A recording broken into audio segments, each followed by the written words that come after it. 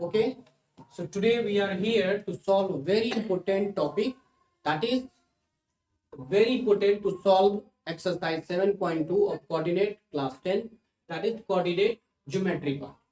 That is called, we are going to solve here section formula. We'll find out how section formula will come, and through that how we will solve this solution. We will come to know this. So to find a section formula, what first of all we'll do, हम लोग क्या करेंगे, section formula ज्ञात करने के लिए सबसे पहले हम दो लाइन ड्रॉ करेंगे. ठीक है, तो लाइन कैसे ड्रॉ करेंगे, मान लीजिए सेक्शन फॉर्मूला में हम क्या करते हैं, कैसे निकालेंगे. Suppose that I have taken X axis and there is a Y axis we have taken. ठीक है, तो और ये हमारा हो गया ऑरिजिन पॉइंट यानी स्टार्टिंग पॉइंट यानी 0. Taken a point suppose that A here, हमने ए पॉइंट ले लिया और दूसरा पॉइंट हमने ले लिया बी हियर. ठीक है, तो इस दो बिंदुओं के बीच की दूरी ए बी का फॉर्मूला हम लोग ऑलरेडी जान गए, डिस्टेंस फॉर्मूला से जान गए. अब हमको ज्ञात क्या करना है कि there is a point which is going to be given. हमने एक पॉइंट ले लिया यहाँ पे P, तो P कैसे इसको डिवाइड करेगा उसके बारे में हम लोग इसके बारे में जानेंगे. तो ये इसके बारे में हम लोग जानेंगे. सबसे पहले क्या करेंगे, हम A का मान लीजिए कोऑर्डिनेट हम ले लेते हैं. तो ये A का हमने यहाँ ले लिया, मिला लिया इसको. ठीक है, तो A का कोऑर्डिनेट हम ले लिया, मान लीजिए x1 और x2 sorry y2, x1 y1, और B का कोऑर्डिनेट हम ले लिया x2 y2.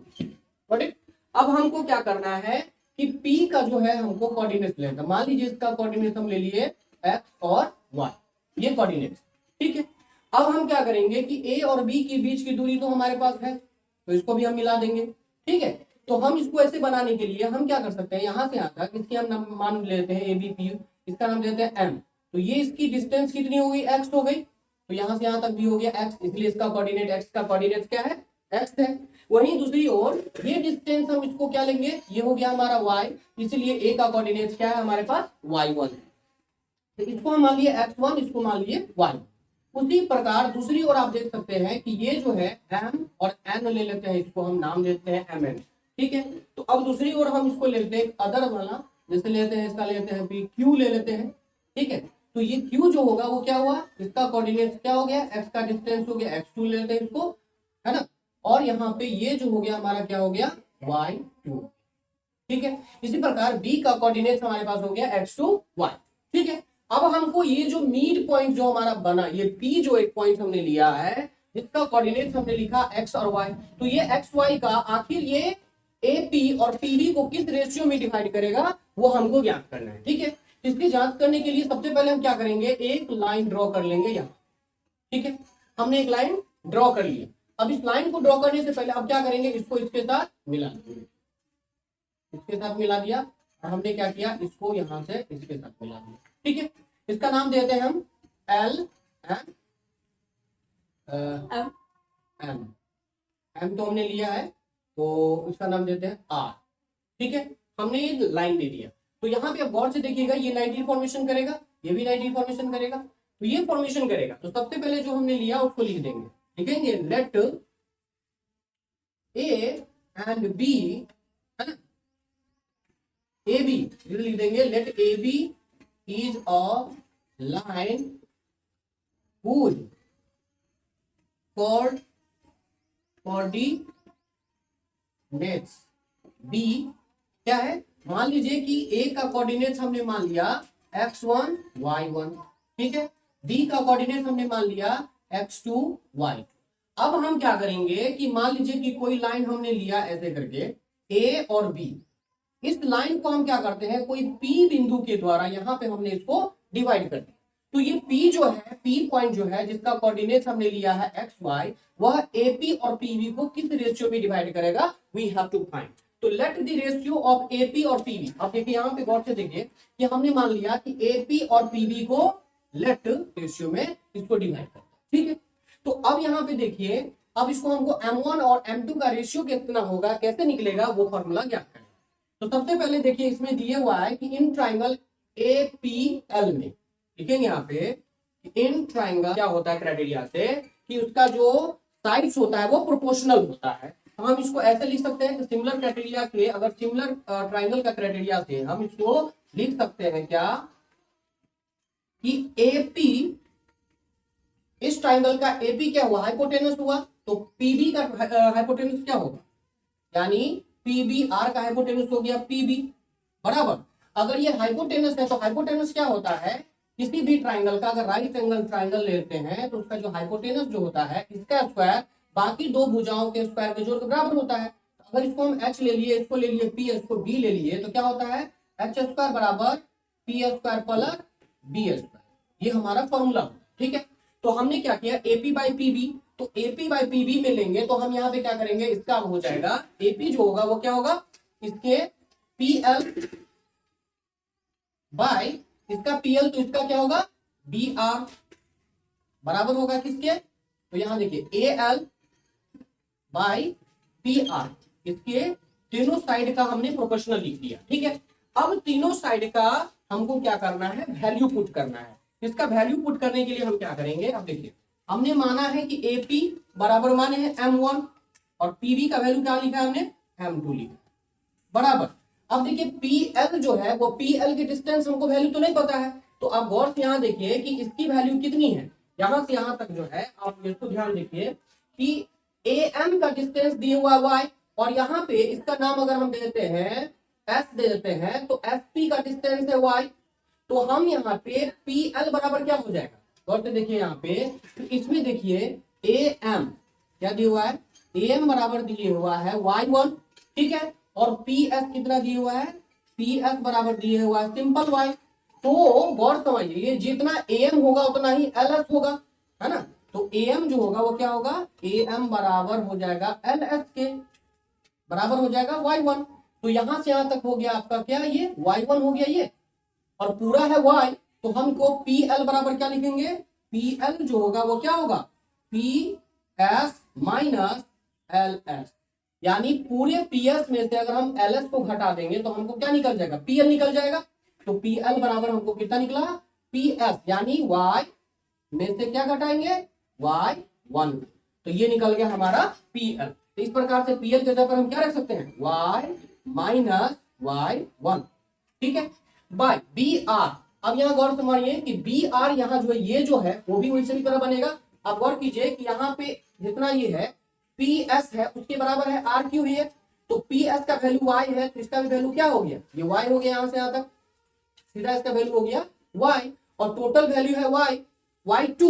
तो अब यहां पे हम इसको भी निकाल सकते हैं कि देखिए पी एस बराबर है किसके, आर क्यू के, ठीक है, पी एस बराबर है आर क्यू के, बराबर हो जाएगा कितना वाई, लेकिन यहाँ पे बी क्यू कितना दिया हुआ है, बी क्यू दिए हुआ है वाई टू, बी क्यू बराबर वाई क्यू, तो हमको निकालना है बी आर। तो बी आर बराबर क्या होगा, बी क्यू में से अगर हम आर क्यू घटा दें तो हमको क्या निकल जाएगा बी आर।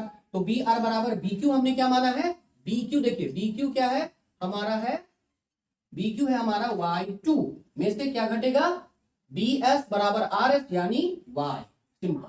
तो हमको बी आर का वैल्यू निकल गया कितना, बी आर का वैल्यू निकल गया हमको y2 माइनस वाई, क्या निकल गया y2 माइनस वाई बराबर। अब यहाँ पे एक और निकालना है AL, यानी इसका डिस्टेंस देखिए कितना है। अब गौर से देखिए कि AOS बराबर हो जाएगा AL, यानी इसकी जो पूरी यानी NL है ना, OS बराबर हो जाएगा, यहाँ देखिए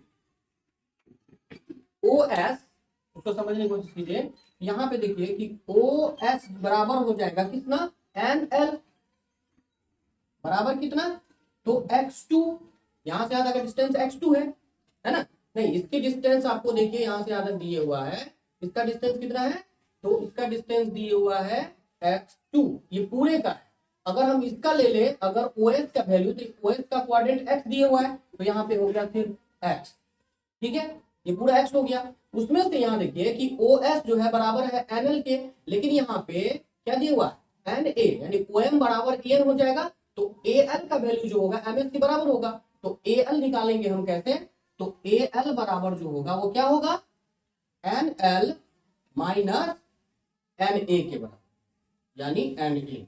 तो देखिए AL में हम क्या लिखेंगे, AL जो है हमारा, ओके, सो AL बराबर NL, NL का वैल्यू हमने क्या माना, यहां दिए हुआ x, इसका हो गया x, माइनस NA का वैल्यू क्या है x1, ये हो गया x1। तो एल का वैल्यू हमको क्या निकल गया, एल का वैल्यू हमको निकल गया, क्या निकल गया, एल का वैल्यू निकल गया x माइनस x1। ठीक है, इसी प्रकार अब हमको निकालना है पी आर, यानी पी से आर की वैल्यू। तो देखिए यहाँ पे कि टोटल जो ओ से क्यू की वैल्यू जो है वो क्या है, x2 है। उसमें से यहाँ पी आर की वैल्यू निकालने के लिए ओ एच की वैल्यू ऑलरेडी हमने देख लिया x है, तो हमको निकालना क्या है, P R, sorry P R. तो पी आर जो होगा वो क्या होगा, पी आर की जो वैल्यू होगी वो क्या होगी, ओ क्यू माइनस यहाँ पे इसकी वैल्यू, यहाँ से एन एल की वैल्यू माइनस एन एल। तो ओ क्यू का वैल्यू कितना है, x2, पूरा हो गया x2। उसमें से एन एल की वैल्यू हमने क्या माना, यहाँ पे दिया हुआ इसका x, तो हमने x, तो पी आर का वैल्यू हम निकल गया हमको x2 माइनस x। ठीक है, अब इसको हम लोग सॉल्व करेंगे। ठीक है, कैसे सॉल्व करेंगे, तो सबसे पहले इसके साथ हम इसको मल्टीप्लाई करेंगे। तो m1 by m2 is equal to हम लेंगे पहले y minus y1 by y2 minus y। अब इसको क्रॉस मल्टीप्लिकेशन करेंगे तो कैसे निकलेगा, क्रॉस मल्टीप्लिकेशन करेंगे तो m1 से पहले सबको गुना करेंगे, तो यहाँ पे हो गया m1 into y2 minus y1 बराबर हो जाएगा m2 से गुना हो जाएगा y माइनस y1। ठीक है, तो हमको क्या निकालना है, मल्टीप्लाई करना है। तो m1 से m2 को गुना करेंगे तो क्या होगा m1, okay, so we'll do cross multiplication by m1 will multiply y2 minus y and here is by m2 y minus y1। तो हम अगर इसको मल्टीप्लाई करेंगे तो m1 y2 हो गया और m1 y हो गया बराबर, अगर हम m2 से y को गुना करेंगे तो m2 y माइनस हो गया m2 y। अब हम एक तरफ इसको दूसरी ओर ले जाएंगे, इसको इधर ले आएंगे, तो m1 y2 और इसको ले आएंगे अगर इधर तो हो गया आपका कितना, प्लस हो जाएगा m2 y1 बराबर, अगर हम बराबर की दूसरी ओर अगर इसको ले जाएं तो हमारे पास क्या हो जाएगा m2y और ये आ जाएगा, हो जाएगा m1y।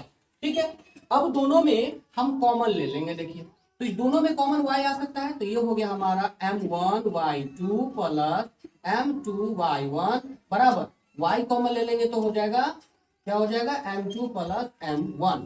ठीक है, m2 प्लस m1 हो गया। अब इसका लास्ट जो स्टेप है वो हम जान लेंगे, अगर y को उधर ही रहने देंगे, इसको इधर ले आएंगे तो ये हो गया m1y2 बटे m2y1 bye m1 plus m2 बराबर हो गया y। तो y निकालने का पहला फॉर्मूला हमारा ये सेक्शन फॉर्मूला बन गया, ये हो गया m1y2 plus m2y1 bye m1 plus m2, ये हो गया y का फॉर्मूला। अब हम इसमें x का भी निकालेंगे, तो x को निकालने के लिए नाउ अब हम लोग x का मान निकालेंगे। इसमें भी हम क्या करेंगे, क्रॉस मल्टीप्लिकेशन करेंगे। तो अब यहाँ पे m1 से गुना हो जाएगा m1 into x2 minus x is equal to m2 से मल्टीप्लाई करेंगे x माइनस x1। तो अब हम क्या करेंगे, गुना करेंगे, m1 से x2 को मल्टीप्लाई करेंगे तो हो जाएगा m1 x2 है ना, और माइनस हो गया m1x बराबर m2x और ये हो गया माइनस m2x1। ठीक है, अगर हम इस दोनों को दूसरी ओर ले जाएं तो क्या हो जाएगा, ये हो जाएगा हमारा, यहाँ देखिए m1x2 और इसको इधर ले आएंगे तो हो जाएगा m2x1 बराबर हो जाएगा m2x रहेगा और इसको ले आएंगे तो ये हो जाएगा m1। ठीक है, हमारा ये हो गया m1x2 प्लस m2x1 बराबर, दोनों में x कॉमन ले लेंगे तो ये हो गया m2 प्लस m1। ठीक है, अब x को उधर ही रहने देंगे, बाकी को इधर ले आएंगे तो हो जाएगा m1x2 प्लस m2x1 बाई हो जाएगा m1 प्लस m2 बराबर हो गया x। ठीक है, तो इस प्रकार हमें x का भी वैल्यू निकल गया, ये हमारा हो गया x का सेक्शन फॉर्मूला, यानी ये हमारा y का निकला वैल्यू और ये हमारा x का सेक्शन फॉर्मूला निकल गया। इस प्रकार से हम अब आगे सवाल जो है एक्सरसाइज 7.4 जो है एक्सरसाइज 7.2 तो हम इजी वे में इस सारे का सारे इसी फॉर्मूले पे बने हुए हैं। ठीक है, ओके, थैंक यू।